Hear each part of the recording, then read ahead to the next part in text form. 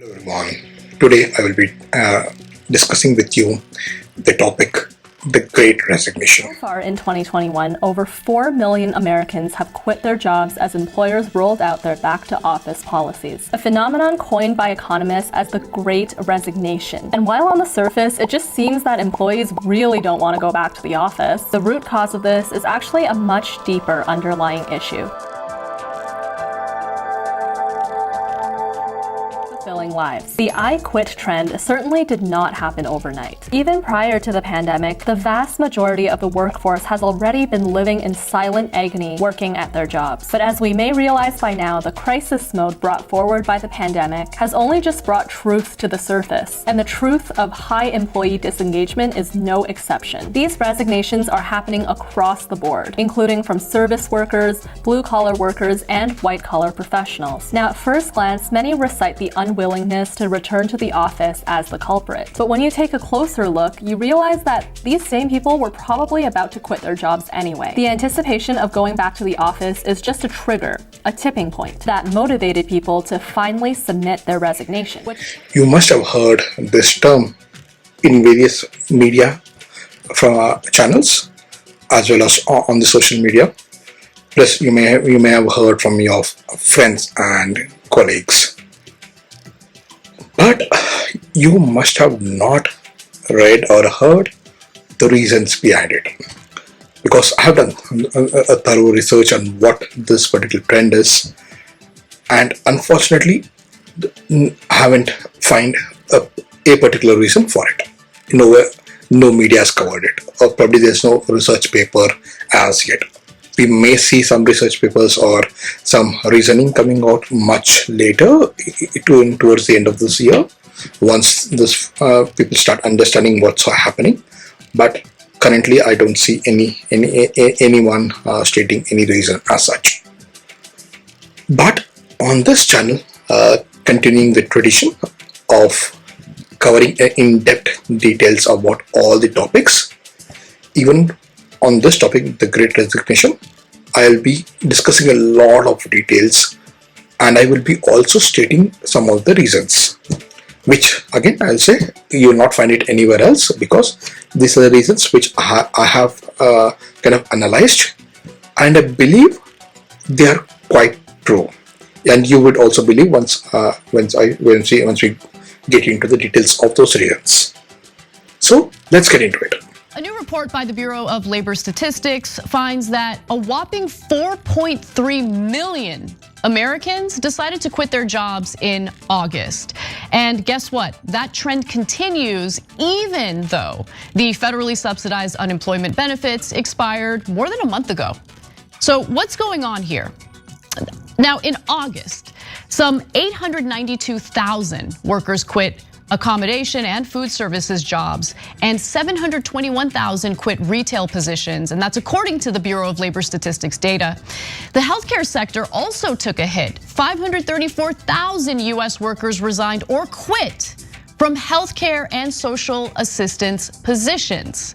And no, the healthcare workers didn't quit due to vaccine mandates. They quit because they're overworked, understaffed, and they want better working conditions, they want better pay. In fact, I'll get to that in just a second. But first, a few more figures for you. Meanwhile, the 7.7 million people who remain unemployed aren't, for the most part, jumping at the roughly 10.4 million job openings, leaving businesses or business after business with help wanted placards in their windows. And I'm pretty sure that you can see it if you're taking a walk in town. You'll notice those signs at windowsills, and people are like, well, what's going on? Why aren't people going back to work? I mean, everyone was so certain it had to do with the federally subsidized unemployment benefits, right? Everyone was so certain that it was because Americans were just lazy, they were couch potatoes, they didn't want to go back to work, and that the federal government was enabling them to do it. But it turns out that is not the case. Americans want better pay, they want better working conditions, and they need childcare, something that's offered through the budget reconciliation bill, which of course has a shaky future considering the fact that we have bought off corporate Democrats in the Senate that are standing in the way of the passage of that bill. Now, again, let me just really emphasize the point that those unemployment benefits had nothing to do with workers and their hesitation in taking these low-paying jobs. In fact, Mark Zandi from Moody's Analytics says, I'm sure that some economists someday, digging through some data, will be able to prove there was some effect on the margin of the supplemental unemployment insurance, but it's really on the margins. On the top 10 list of reasons why people have been slow to get back to work, that might be number 10. Now, why are people refusing to go back to work? Why are people quitting? Well, why don't we hear from the workers themselves? In the last year, the rate at which workers ages 30 to 45 resigned rose by over 20%. Some of the hardest hit sectors? Healthcare and tech. The specific reasons, first and foremost perhaps, burnout. Your staffing is at an all-time low. The morale is at an all-time low. It's traumatic, it's stressful. We're at a breaking point. We don't want to do this anymore. They just didn't care about me anymore. I'm done. I am not working here anymore. I don't feel safe. I sat in the parking lot and I tried to get myself to go in, and it wasn't happening. So I just drove away. No, this is not a statement by me. It's a statement by an American.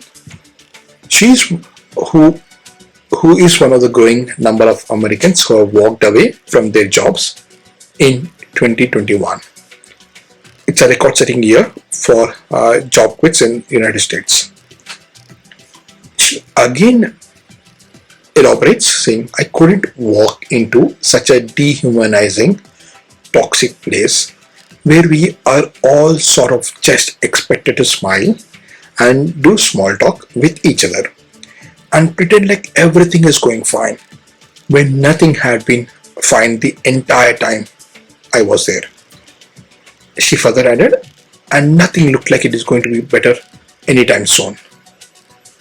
Here I am not stating her name because these are a very similar this statement is very similar to a lot of other statements which you'll find on social media, where a lot of Americans have been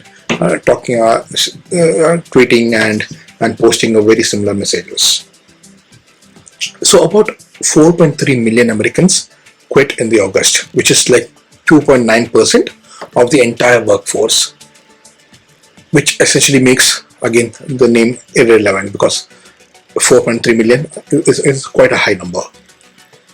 And if you believe or if you assume that this is a phenomenon being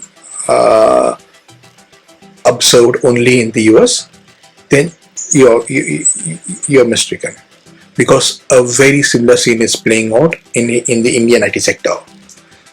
For example, Cognizant is seeing around 33% attrition, whereas Infosys, TCS are also seeing very high attrition levels, about 20%. These are the official numbers being released to the media, but what I hear from various corners and from these organizations is that the number is very much high from what they've officially stated when compared to what they've officially stated. So what is happening? What is this Great Resignation all about? Let's get into the details. Anthony Klotz, the Texas A&M University organizational psychologist who coined this term Great Resignation, said that this feeling describes someone being pushed to the edge, and burnout is a predicator of turnover because one of the only cues for it, this particular feeling of being pushed towards an edge, is just running away from it or getting away from that. Dr. Klotz, I want to start with you. You coined this term, the Great Resignation. What's driving that trend and what makes it unique to the pandemic? Well, I think there are 4 trends related to the pandemic that led me to coin the term and that we're continuing to see, along with some other trends now. The first is pretty basic. It's a backlog of resignations. In 2020, because of the pandemic, a lot of people who might have otherwise quit their jobs stayed put in their jobs. And so as the economy improves and we hopefully reach the end of the pandemic, some of those people will probably enact their plans to leave.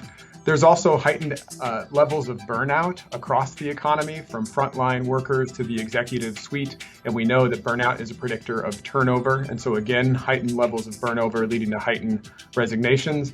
The third one is probably the most difficult, and that's the shift in identity or the pandemic epiphanies people have had and decided to make major shifts in their life during the pandemic. And so in many cases, that may lead to them switching their jobs. And then finally, the one that gets a lot of the attention, which is individuals who have been working remotely for the last year and a half. Many are excited to return to the office, but a number of them are not. And so there is some percentage of those employees who are going to quit rather than go back to the office. And so observing those 4 trends, they sort of came together for me as sort of a coherent theory and to predict that there's a great resignation coming. And quite obviously, this is being observed a lot in the healthcare workers, the frontline workers, essentially because they have been under a lot of stress during this pandemic, right?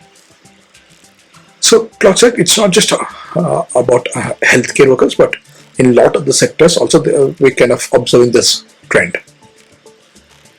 He further adds that during this pandemic,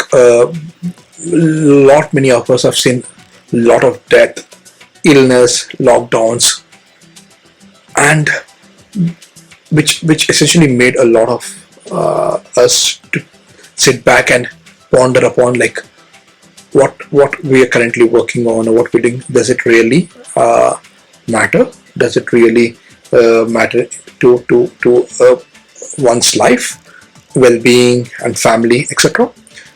So that's where this entire Great Resignation has started. This is what he has stated. That is one particular reason, but there are many other arguments which, and one of them being that people believe that during this pandemic era, since a lot of organizations have closed down, a lot of people were fired from their current jobs. Hence, many employers did not take that risk of resigning and moving to a new company. That's where this is a backlog of resignations which is playing out now, which may be a reason, but it's a very superficial way of analyzing anything. And why I say this?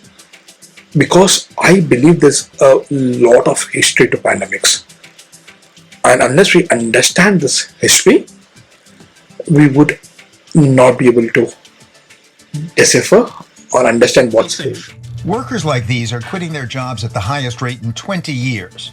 Because for many of us, the pandemic has prompted a professional reassessment. So says Harvard Business School's Sidal Neely. We cannot underestimate the extent to which people have experienced such stress, such anxiety, and a ton of burnout in the last 18, 19 months. That is also driving their interest to say, I don't want this lifestyle as it is, I want to change it. So should we end our conclusion stating that it's a backlog of resignations which are currently being played out? I believe that is a very superficial way of understanding or analyzing any situation. Especially, let's go back to the statement which I shared in the beginning of the discussion, where an American, she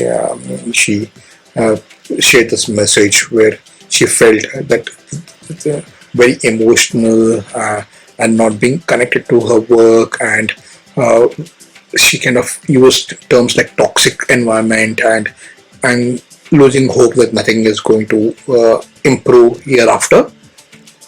So when we see those statements, doesn't it look like it's a very immature way of concluding any analysis saying that this is just a backlog, so it's quite normal, it's a business as usual.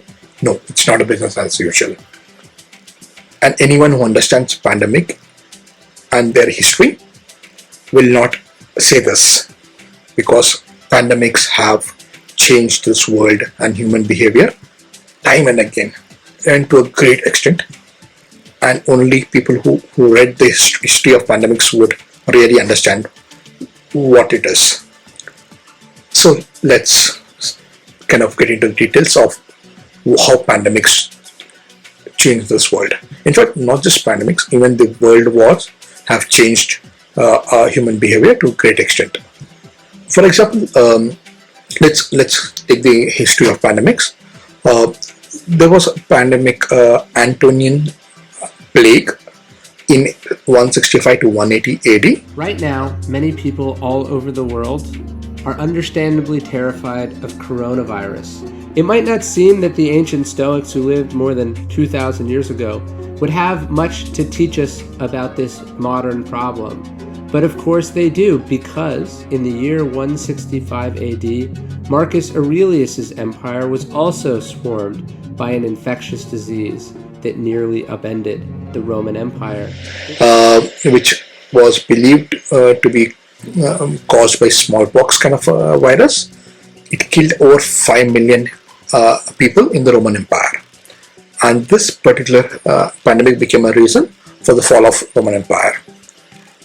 And why so? Because so let's see the reason how this pandemic came to Roman Empire. This was like all pandemics, like many pandemics, this was brought to Roman Empire through the soldiers who were returning from war against Parthia. And this particular pandemic kind of also ended the Roman peace era, which was going through since 27 BC to 180 AD.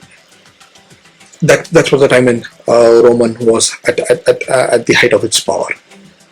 But after pandemic, what was observed was there was instability growing in the Roman Empire as it experienced civil wars, invasion by the barbarian groups.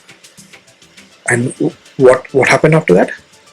Since there was so much violence, instability, unhappiness spread across the Roman Empire, Christianity started flourishing, because religion was kind of soothed the unhappiness, and people kind of found solace in Christianity. So yeah, that's the history of the Antonian plague. Was that the only plague which changed the human history? No, there are many other pandemics which changed the human history, and we would see them as we go forward. For example, Black Death. This happened during 1346 to 1353, about 7 years, and this pandemic traveled from Asia to Europe, and it kind of devastated Europe. And some estimates kind of put that number at like half of Europe population died because of this pandemic. That is, 1 in 2 Europeans died because of Black Death. And what happened after that? With so many dead, labor was very hard to find after the pandemic. There were hardly any working men and women in Europe who could kind of contribute to the economy.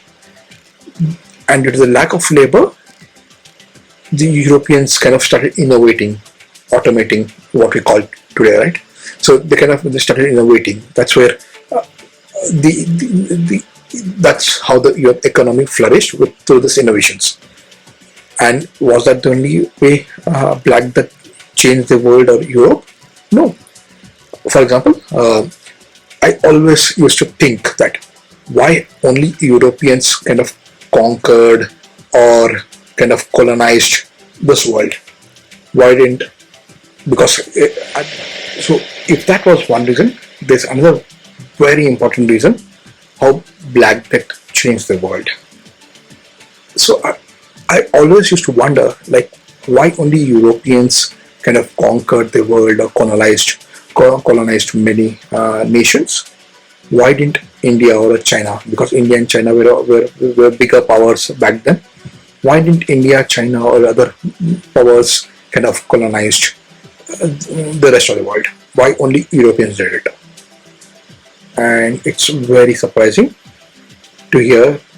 It will be very surprising for you to hear that Black Death is the reason for it. Don't believe me? Let's get into details.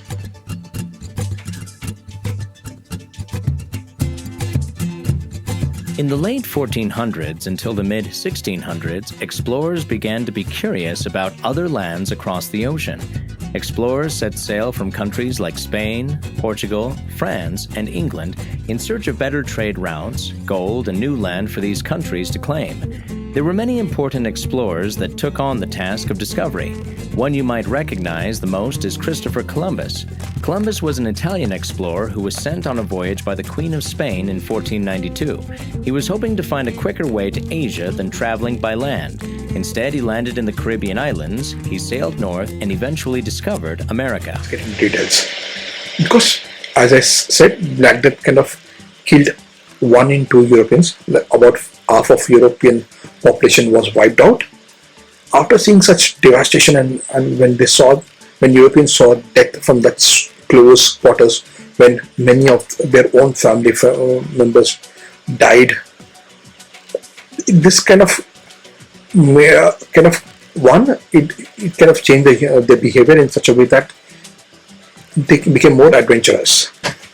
Because anyway, even if they stay back in Europe, this particular Black Death was killing at such a rampant phase that even their time might come pretty soon. This is how their behavior or thinking started changing. So essentially, facing this such devastation and death due to Black Death pandemic, Europeans kind of had a choice to whether stay back in Europe and eventually fall to this particular virus and die, or become adventurous and sail through the seas and probably reach to a different land where they will not be chased by this particular virus. And that's one reason.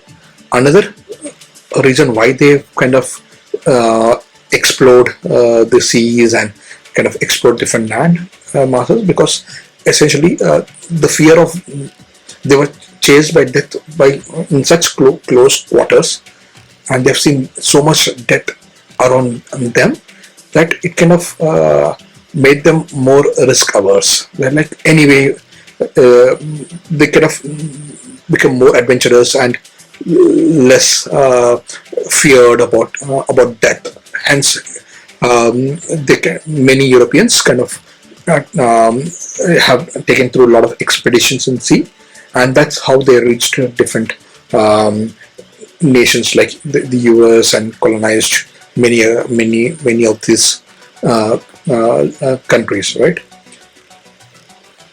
And that's not that's not the end of pandemics. There are more pandemics that I will be talking about now, which changed the human history altogether. For example, another pandemic, American plagues in 16th century. These are a cluster of Eurasian diseases, again brought to Americas by European explorers. Here, in the previous example, you have seen, right, how Europeans started exploring different land masses because of Black Death. That being a reason, they again that in a way, Black Death became a reason for this particular plague. And Europeans kind of brought this plague to Americas, and this particular pandemic became a reason for 90% of the indigenous populations in this Western Hemisphere. Essentially, this particular pandemic became a reason for killing of 90% of indigenous population. And eventually, this led to the collapse of the Aztec civilization. Aztec was a very big civilization in the Americas back then. But yeah, this particular pandemic became a reason for the fall of Aztec civilization. Next pandemic, Philadelphia yellow fever. This occurred during 1793 in Philadelphia, which was the capital of United States back in 1793. And for some reason, the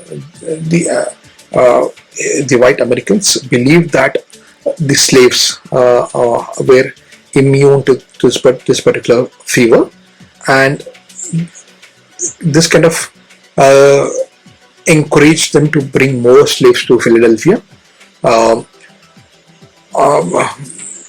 Essentially, they brought more people from the African origin, essentially to help or nurse the sick in Philadelphia. Next, the Spanish flu in 19. This happened during 1918 and 1920. One interesting point about Spanish flu is that this did not start in Spanish as such. This is a very weird reasoning why this pandemic was given a Spanish flu name. This essentially happened because this was during World War I, and a lot of countries who were part of World War I kind of curbed their media from covering details of the war, and hence media was not free to write a lot about this particular flu, Spanish flu, which was occurring during the same time of World War. Only Spain, which was not a part of World War, only the media in Spain was able to write a lot about this particular flu because it was free from the government curbs, from the government restrictions. And for that particular reason, people started calling this as a Spanish flu. But essentially, this did not occur in Spain as such. This essentially happened elsewhere and not in Spain. And Spanish flu kind of killed 500 million people from South Seas to the North Pole. 1/5 of those died, with some indigenous communities pushed to brink of extinction. The flu spread and lethality was enhanced by the cramped conditions of soldiers, poor wartime nutrition, and many people were experiencing during World War I. So these are the pandemics, which changed the human behavior and the world at large. And if you list out, the pandemics have become a reason for extinction of many indigenous communities, fall of empires like the Roman Empire, the Aztec civilization, spread of religion like Christianity, colonization, automation or innovation. It also became a reason for slavery, essentially racism. So if you see, the milestones in human history have occurred due to pandemics, right? Pandemics become a reason why we kind of come across these milestones in human history. So essentially, our history is not complete unless we study the pandemics because of this same reason. And writer and philosopher George Santayana said, "Those who do not learn from history are doomed to repeat it." Essentially, if we don't learn from what happened during pandemics, we may essentially repeat that during this COVID as well. And that was about pandemics. And if you remember, I also said that world wars also changed our history to a great extent. For example, the lingering effects of World War 1914 to 1918, which is World War I, caused economic problems in many countries as Europe struggled to pay war debts and reparations. These problems contributed to the crisis that began the Great Depression. The Great Depression was a dramatic worldwide economic calamity which started in 1929 and lasted until the late 30s.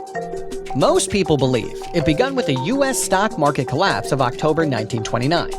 By 1932, US stocks were only worth 20% of what they were prior to the crisis, and 1 year later, almost half of all United States banks had failed.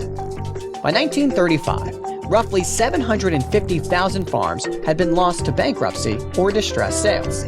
European countries, debilitated by the debt they've accumulated due to World War I, dealt with a severe depression and a sovereign debt crisis ultimately emerged. In Germany, for example, unemployment reached 25%, and among other things, this economic disaster led to Hitler's Nazi Party becoming the top political actor after the 1932 elections. Worldwide trade was devastated by the Great Depression, with countries engaging in so-called trade wars by limiting imports. And by the same year, 1932, global trade crashed to half of the pre-crisis volume. Unfortunately, trade wars degenerated into an actual armed conflict, which caused over 60 million deaths. World War II. Make no mistake, most wars have been caused by economic factors to a very large degree. Let's learn from the past and not let this happen again. At the height of Great Depression in 1933, nearly 25% of US total workforce were unemployed.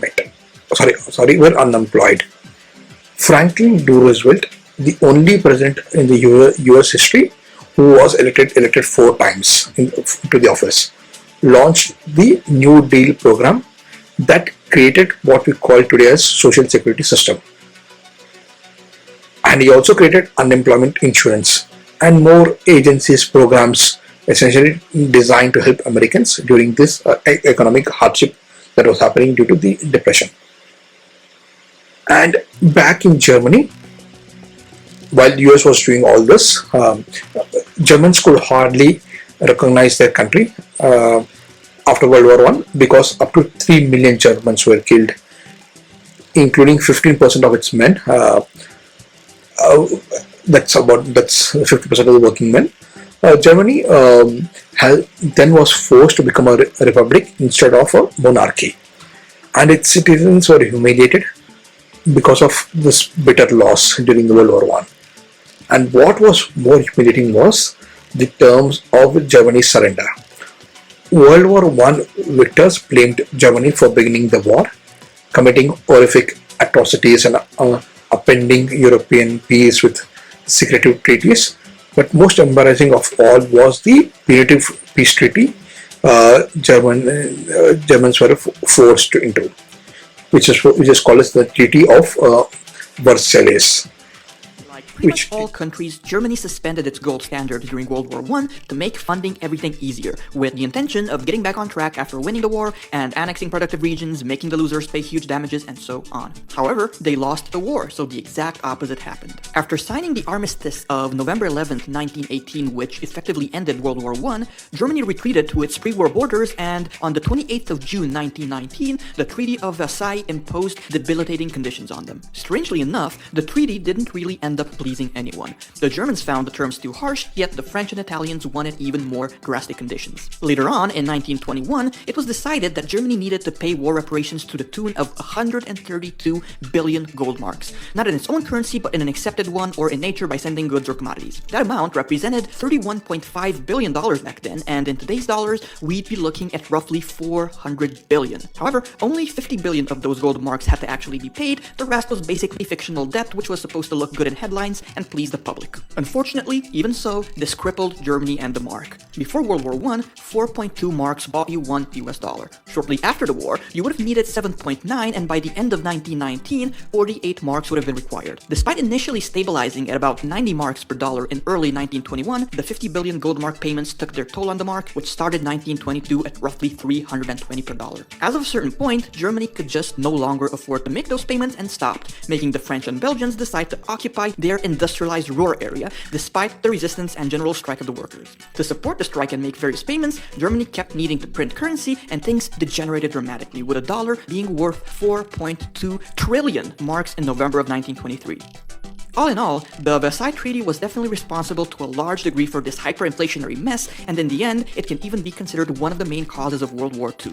Which just didn't blame Germans for the war.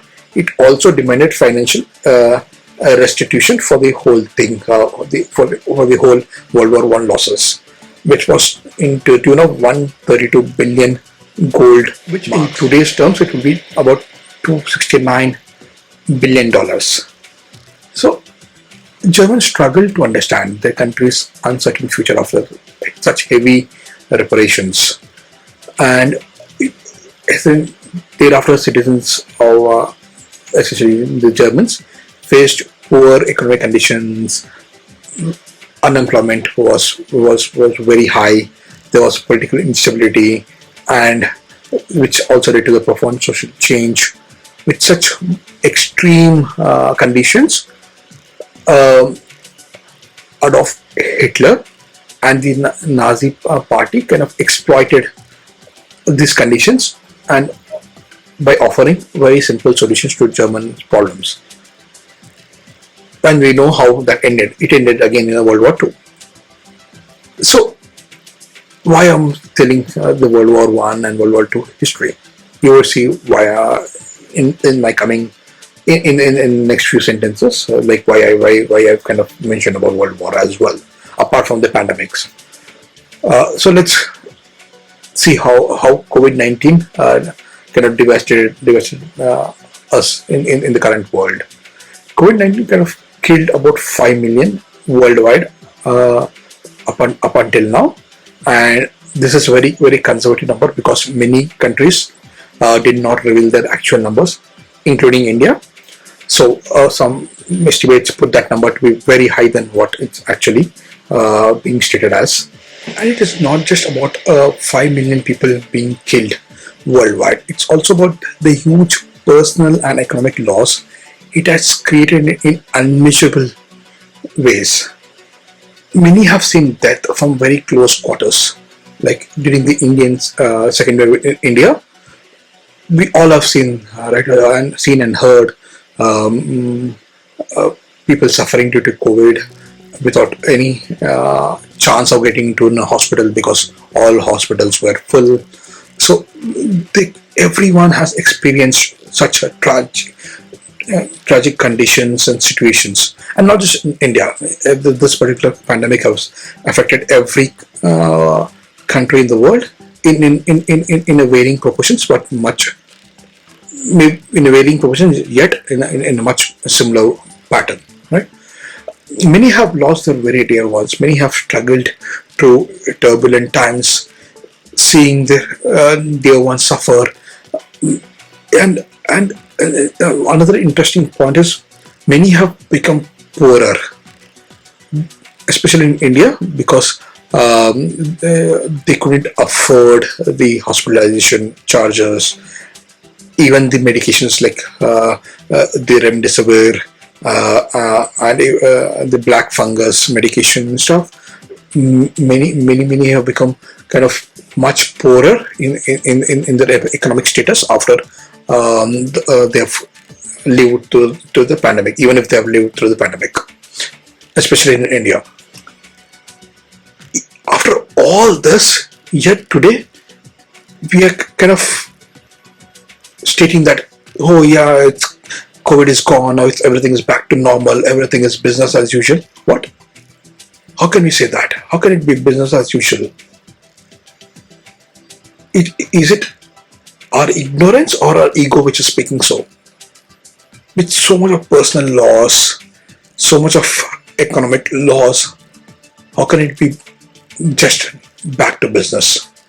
It can't be back to business, right? And all the history that I've just stated tells us that every pandemic has changed the world, and it was never back to business. Kind of human behavior has changed a lot. Like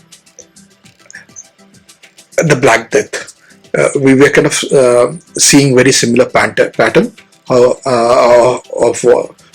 what we saw after Black Death, right? Where Europeans become very fearless and kind of adventurous because they have seen death from such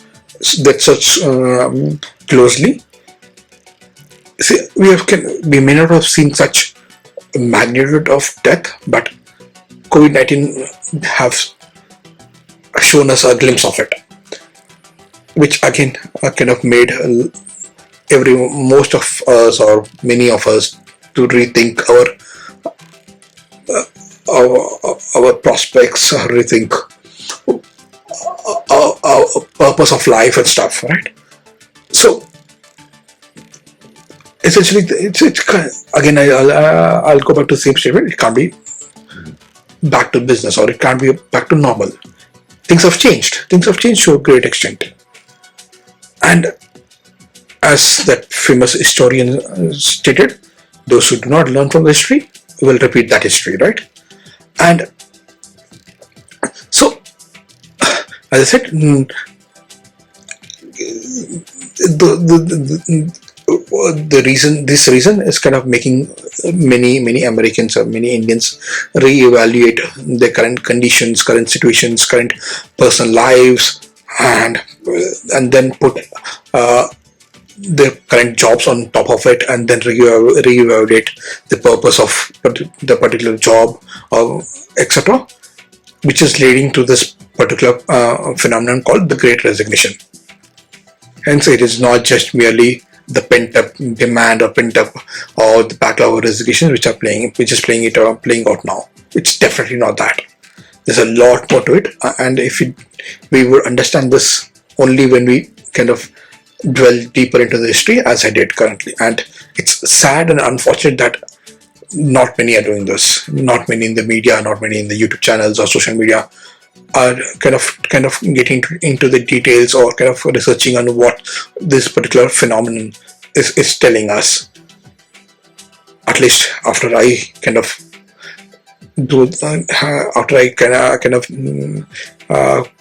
post this analysis on non-retail website and YouTube channel, I hope some of them kind of drill deeper into it and kind of come up with more reasons. And I believe this phenomenon, the Great Resignation, is only an indicator to a much larger change that is going to happen, or maybe already happening. This is only one kind of indicator, which may be an early indicator, where a lot of things might change hereafter if we go by what has changed, what we have seen in the earlier pandemics, right? So I hope, I again say that I hope a lot more researches would be conducted in this particular area to understand how human behavior, human values, and a world is going to change at large, maybe in coming 2 years, 5 years, 10 years, right? It did happen, right? Things don't change immediately after pandemic. Like, if again I go back to history, things change very slowly. They change with one pattern, which one indicator, and slowly other indicators or other patterns start catching up to that particular trend. So let's see how things would change, and I hope we would conduct more research on it, or probably even I will start reading more and conduct more research, and I'll share more stories and more details in my coming videos and also articles. So now, after I state those reasons, now it's up to the organizations and companies to how they react to it, right?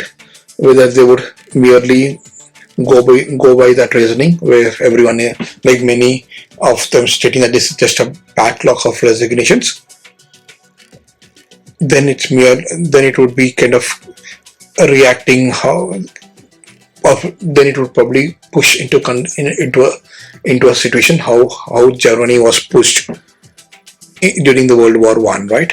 And which led through World War II. So essentially, there are two paths for the world now to take. One path would essentially lead us into devastation and destruction. How Germany was pushed into a kind of situation where it led into World War II. That happened. Why it happened? Because essentially the world did not think deeper that it's not good to push any countries to such a corner that it started revolting back. So it was not essentially that they did not think deeper, right? Had they thought much deeper about the consequences of pushing any country to such a corner, World War II would have never happened, or maybe there wouldn't have been Hitler or even the Nazi Party. But unfortunate, back then we didn't think, or when I say we, back then the people did not, or the governments of various countries did not think that this might happen. And there's another path which Roosevelt has shown us, where he has created the social security for the Americans. He has created agencies to adhere to the needs of the unemployed. Even in the Great Britain created the NHS after World War II, which kind of became a healthcare system for UK even now, right? So the second path, the later path which I have described, only comes after much deeper thinking and more rational thinking, right?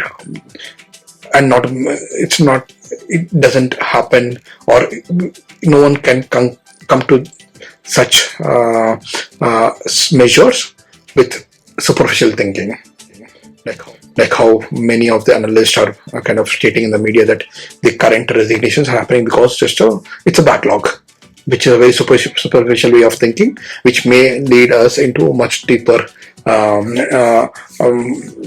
trouble. Right? When we do such superficial analysis of thinking, we essentially would end up doing nothing, and which means we would merely hire more people. More people resign, we'll hire more people, especially because a lot of these companies are doing really well in terms of revenues and profits. Essentially, and that there's a reason to it, right? Because many governments have released generous relief packages during this pandemic to support the social welfare and the economic conditions of the people, those who lost their jobs and lives. And not surprisingly, this usually happens that most of this money kind of found its way back to the stock markets, essentially making the companies richer and cash heavy.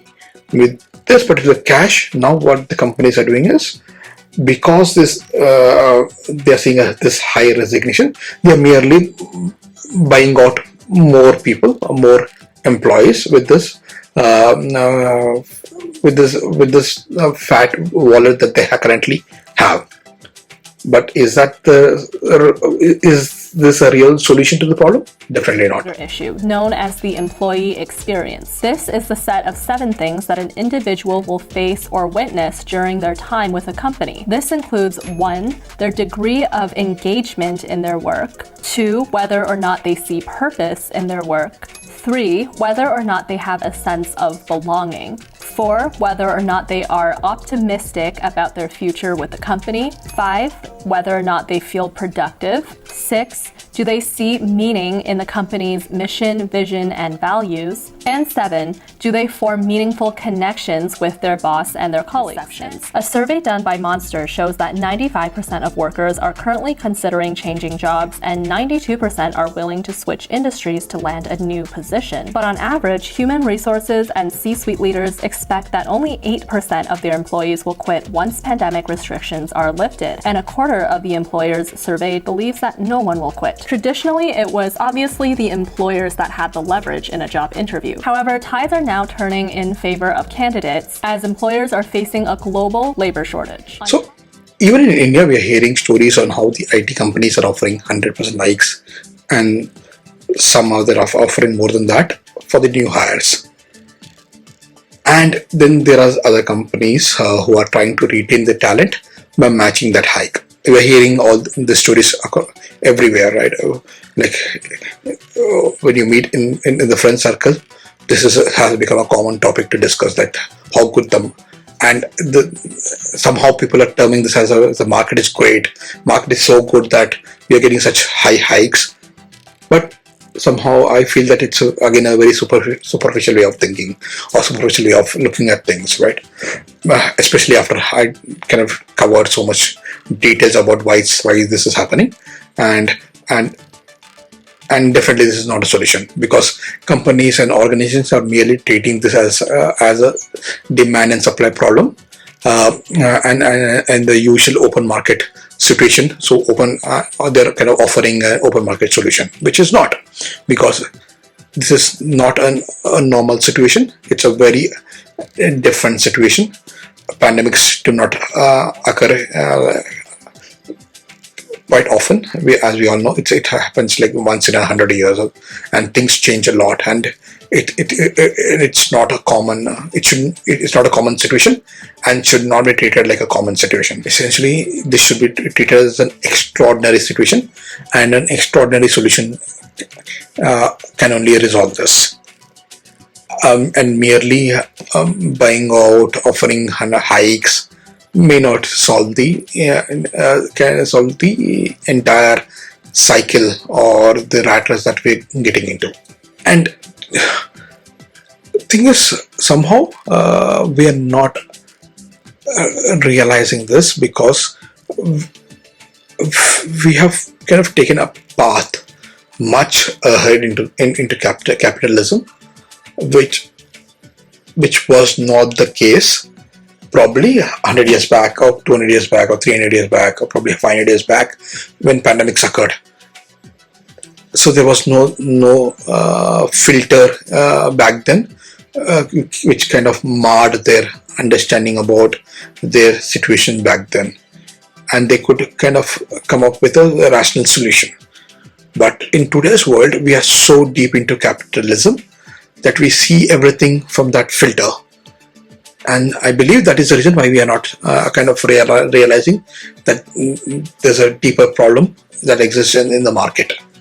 And it's not merely a demand and supply problem, and which can be resolved through an open market solution by putting in more money just to resolve that supply issue.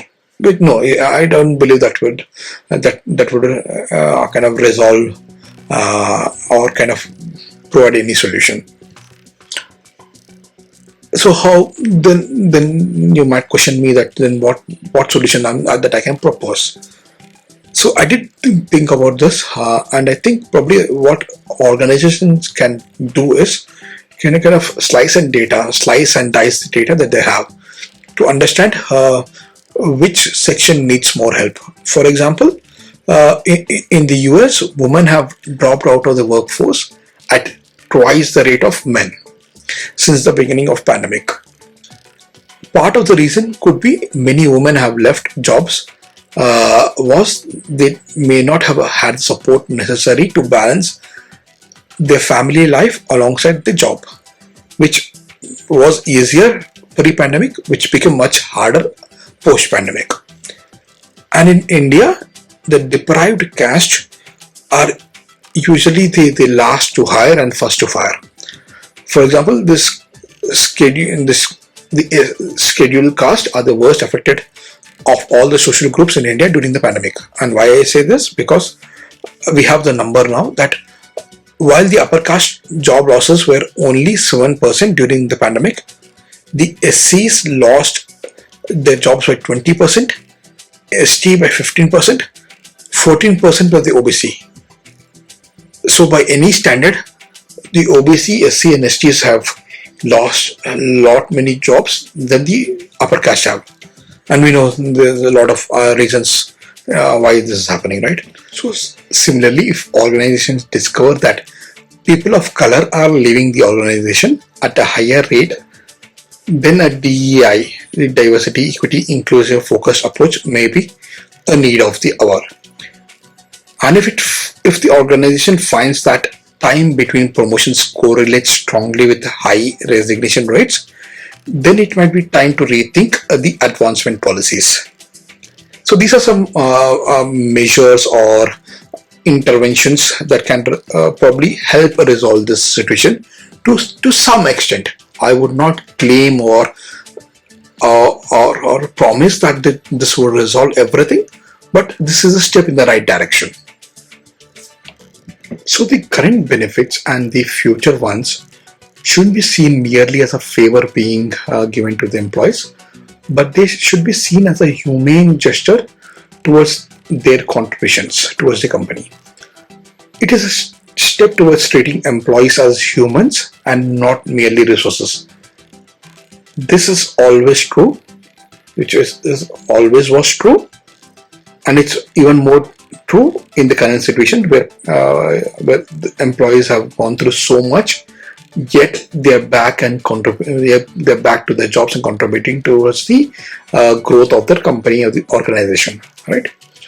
For example, 80% of Indian middle class lives in the cities serving many of these organizations, right?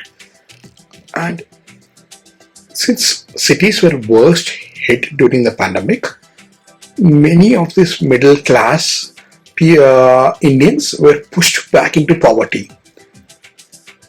And the data tells us now that 230 million Indians pushed back into poverty after COVID-19.